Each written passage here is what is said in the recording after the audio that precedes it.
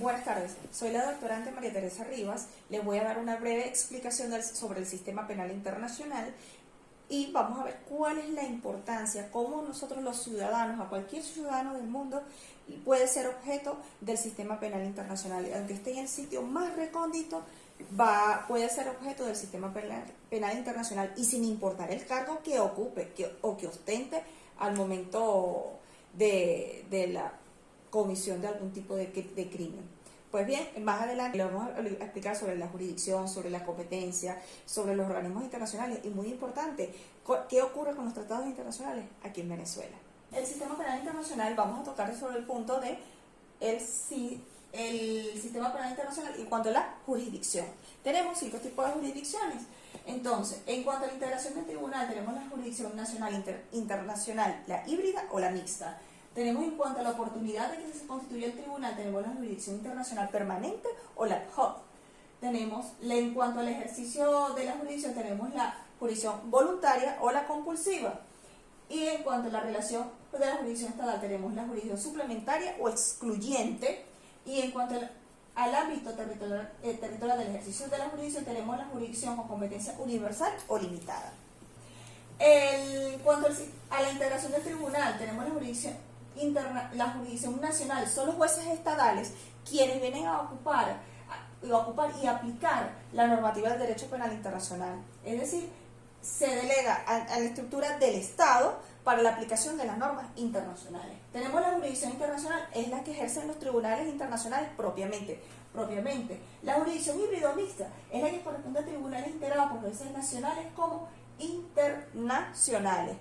Pudiese darse algún momento en que un tribunal se destruya por una situación de un conflicto bélico, pudiese darse la jurisdicción híbrida o mixta. En cuanto a la oportunidad de la constitución del tribunal, tenemos, en cuanto a si es la constitución antes de la comisión de un delito, estamos dentro de un tribunal permanente, por ejemplo, lo de la Corte Penal Internacional. Y si ocurre posterior a la comisión del delito, estamos ante la presencia de los tribunales ad hoc. Pero en cuanto al ejercicio de la jurisdicción, puede ser voluntaria o compulsiva. Esta clasificación atiende al modo del ejercicio de la jurisdicción internacional respecto a los estados afectados. Si estos tribunales se constituyen por la voluntad del Estado o le es impuesta la jurisdicción, es decir, viene un organismo internacional a fin de que aplique las normativas. En cuanto a la jurisdicción estatal, puede ser la suplementaria o excluyente. Esta clasificación se atiende a la relación que existe entre el ejercicio de la jurisdicción internacional penal y la jurisdicción penal del Estado, si una desplaza a otra o por el contrario se complementan. En cuanto al ejercicio de la jurisdicción, tenemos la jurisdicción con competencia universal o limitada. Es una clasificación relativa a la jurisdicción que ejercen los estados. Es decir, la de los jueces nacionales, en cuanto a la posibilidad de alegar su competencia para juzgar los crímenes internacionales cometidos fuera de su territorio y respecto de las personas que no son sus nacionales. Luego de haber explicado la jurisdicción, tenemos la cooperación internacional. ¿Por qué es importante la cooperación internacional? Se rige bajo un principio, que es el principio de reciprocidad, es decir, hay un principio de colaboración. Hay dos puntos específicos que está de la cooperación internacional, que es la asistencia jurídica mutua y la extradición. Posteriormente, el análisis que yo realicé como tercero, considero que está la cooperación internacional establecida en el Estatuto de Roma. Pues bien, los dos más importantes según la cooperación internacional están la asistencia jurídica mutua. ¿En qué consiste la asistencia jurídica mutua? Tenemos que tiene por objeto servir como auxilio a las autoridades investigadoras o juzgadoras en la obtención de todo tipo de pruebas en todo el territorio extranjero. Es decir, los países han de colaborar. La extradición, pues bien, es muy conocida la extradición. En Europa se le conoce como la entrega, lo conoce la Unión Europea. Pues bien, la extradición tiende a auxiliar en la localización, detención y ulterior entrega de los fugitivos al Estado que lo investiga o lo juzga. Ahora, la Unión Europea, que hace referencia a la entrega, permite a las autoridades requirientes obtener de forma más rápida a sus fugitivos, eliminando todo el procedimiento que engloba la extradición. Al criterio de la Unión Europea, es más expedita la entrega.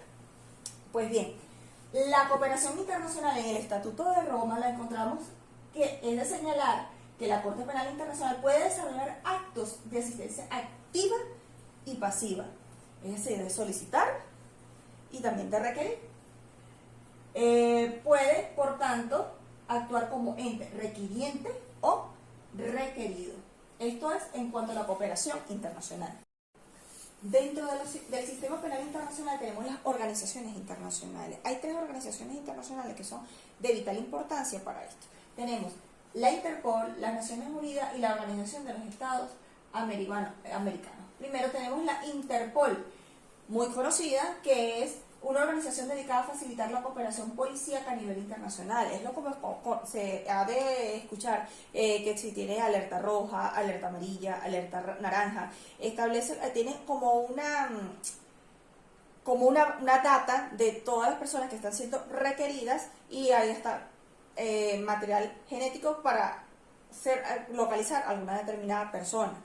Tenemos a las Naciones Unidas, cuenta con una oficina muy importante referido al crimen, sobre el crimen que hay contra el tráfico ilícito de sustancias estupefacientes y psicotrópicas. Tenemos la Organización de los Estados Americanos, que fungen dentro de las organizaciones de carácter regional. Vamos a ver las incidencias de los tratados suscritos por Venezuela. ¿Cuál es la validez de los tratados internacionales de Venezuela? Lo que es referido a los pactos, tratados internacionales, tienen validez y jerarquía constitucional de conformidad con el artículo 23. El artículo 261 de la misma norma, no se debe negar nunca la extradición de extranjeros responsables por delitos de legitimación de capitales. Esto es algo muy importante. En cuanto a lo que al Código Orgánico de Justicia Militar, establece para sancionar los crímenes de carácter internacionales, donde pueden ser juzgados son los militares, y más se hace hincapié a los militares de conformidad a las modificaciones que hubo de la ley, las reformas de tanto del Código Orgánico de Justicia Militar como del Código Orgánico Procesal Penal en el año 2021. Tenemos el Estatuto de Roma de la Corte Penal Internacional válida en nuestro país. De hecho, el año pasado, año 2021, hubo la visita del fiscal de la Corte Penal Internacional a fin de evaluar si estaban los requisitos para perdurar algún tipo de juicio ante la Corte Penal Internacional.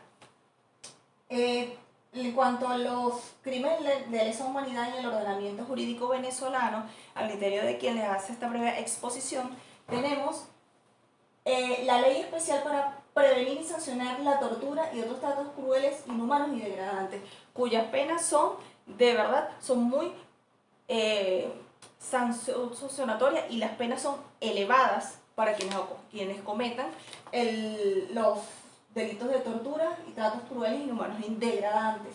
El Estatuto de Roma. En el Estatuto de Roma hay ciertas limitaciones que deben de aplicar en nuestro país. ¿Cuáles son las limitaciones?